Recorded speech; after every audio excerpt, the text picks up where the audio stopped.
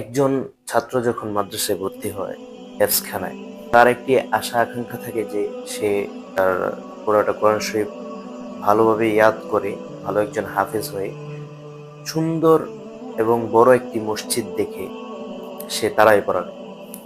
বা অনেকের নিয়ত থাকে যে আমি আমার এলাকার মসজিদ বা আমি ঢাকায় গিয়ে একটা মসজিদ বা এরকম শহরে একটি মসজিদ, বিভিন্ন জনের এক একটি আপনার ইচ্ছা থাকে যে আমি এভাবে তারাবি নামাজ পড়াবো।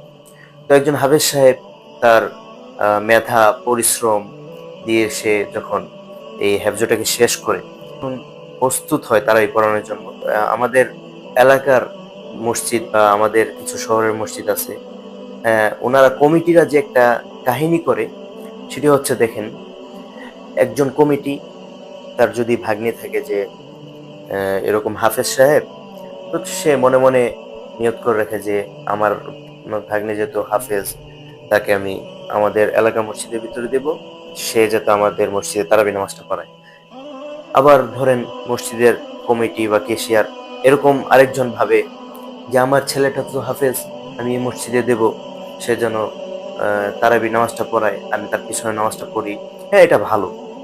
তো সমস্যাটা হচ্ছে যে দেখুন, এটা সিলেক্ট মনে মনে সিলেক্ট করার পরেও তার ছেলেকে বা ভাগ্নি বা ভাইকে এলাকাবাসীর কাছে একটু হাইলাইট করার জন্য, যে একটু মান দেওয়ার জন্য কি করে ওরা একটি ইন্টারভিউর আয়োজন করে, যার মধ্যে আপনার 20-30 জন, এমনকি অনেক জায়গায় 50 জনের মতো হাফেজ থাকে। তো যারা ইন্টারভিউর মধ্যে পাস হওয়ার পরেও তারাবির নামাজটা পড়াতে পারে না, প্রত্যেকটা হাফেজ সাহেবে কিন্তু একটি ইচ্ছা নিয়ে আসে, আমি এই মসজিদের মধ্যে তারাবি নামাজটা পড়াবো।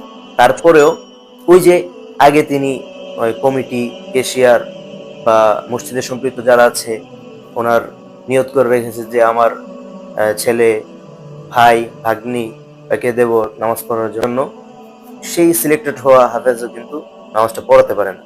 তো আমার কথা হচ্ছে, যদি আপনারা নির্ধারণ করে রাখেন যে সে নামাজটা পড়াবে, তারপরেও কেন এরকম ইন্টারভিউ একটা নাটক সাজানো আপনারা? এই যে আপনার একটি ইন্টারভিউর নাটকের মাধ্যমে 20-50 জন হাফেজের মনে কষ্ট দিচ্ছেন, এটার জবাব আপনি কি দিবেন? আমি আশা রাখবো, বিনীতভাবে অনুরোধ করছি, আপনারা যারা মসজিদের কমিটি আছেন, আপনারা যদি আগে থেকে হাফেজ সিলেক্ট করে রাখেন, তাহলে এই ধরনের কোনো ইন্টারভিউর নামে কোনো নাটক আপনারা করবেন না।